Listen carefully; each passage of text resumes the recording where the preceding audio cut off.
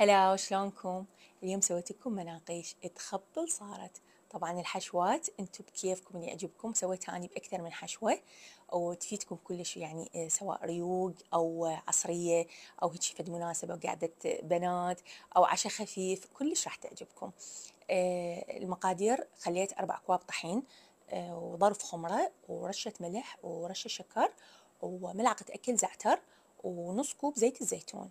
عجنتها زين بمي دافي تقريبا كوب وربع. تقدرون تقللون او تزيدون حسب نوع الطحين مالتكم. تركتها تختمر لمده ساعه.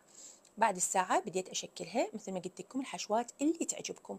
أنا سويت حشوة جبن وحشوة زعتر وزيتون وبابروني، وشويتها بهذا الفرن. هذا الفرن تندوري من ماركة أمبليوم، حجمه صغير، حرارته كلش حلوة إنه تتحكمون بيها. هو خاص للمعجنات، يعني للخبز، للبيتزا، للحم بعجين، كلش